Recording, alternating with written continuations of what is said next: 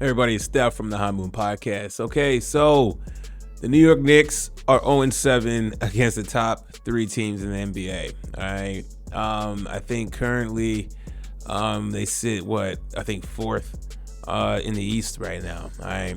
So all things considered, not horrible, but I mean these, especially for the Cavs and Celtics, these are teams that the New York Knicks may face.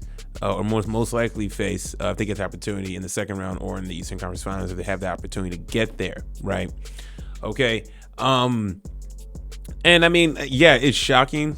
Okay. It's definitely not a good record, but I haven't, me personally, I've been high on the Knicks this season. Okay. I really think the addition of Mikal Bridges and Anthony Towns in that trade for the Minnesota Timberwolves has proven to be good. Okay, and you can kind of have Karl-Anthony Towns as a dark horse MVP candidate, or at least an MVP winner.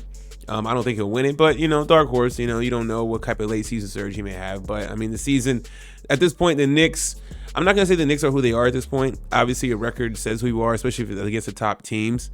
Okay, I think just the Knicks not having their rotational big in Mitchell Robinson is really important. Not having him there now, even when they do get him back, game reps, all those things matter. Team cohesion. Very late to be like, hey, let's just get Mitchell Robinson back and plug and play.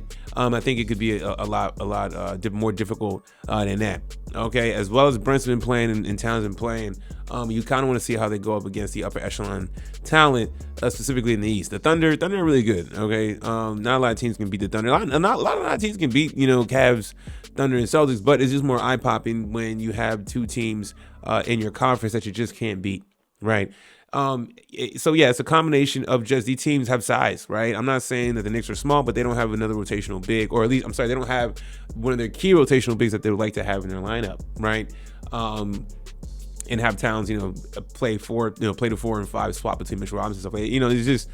It's all that. You have all that there, okay. And then also too, Tom Thibodeau plays his guys hard. I mean, even in a blowout game today, when the Celtics was putting in the work on the Knicks, I mean, you had Anthony Towns and Bridges. You had these guys in late, right? And I get it. Tom Thibodeau just plays a very short roster.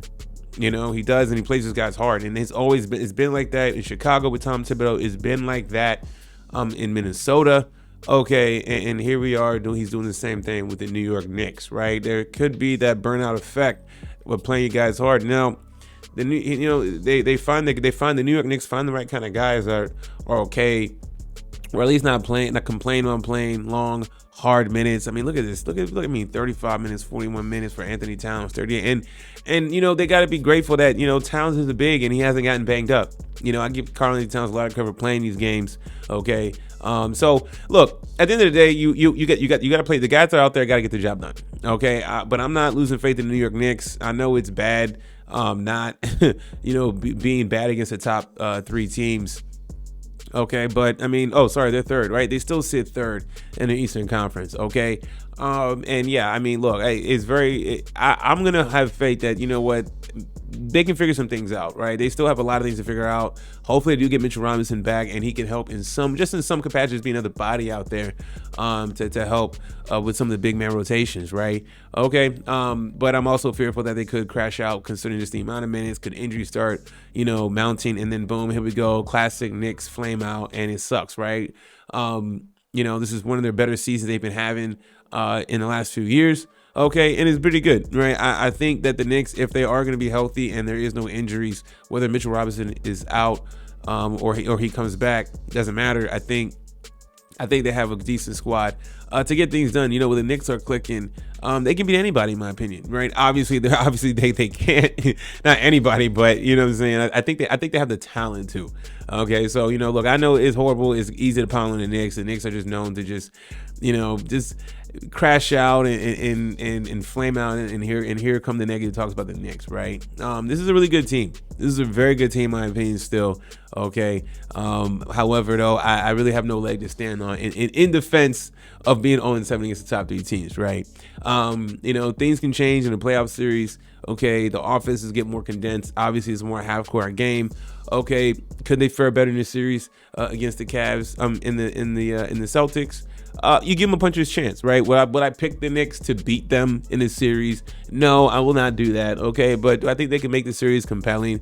Okay, I don't think they would. I personally think they would get swept. I'd be shocked if they were to match up with the Cavs and Celtics that they would get swept. You know, if they face off either of these teams, Celtics and Cavs, in the series, I'm going to give them a shot at a best of 6, right? I give them 2 games in each of these series, right? Call me crazy, whatever, but I think that's a fair point to make. But nonetheless, though, 0-7 is 0-7. Okay, there's no justification. Okay, it would have been nice to see this team kind of how they fare against top competition, and so far they haven't fared well. Y'all know what y'all think about this, man. Thanks for watching. Please like, subscribe. I'm out.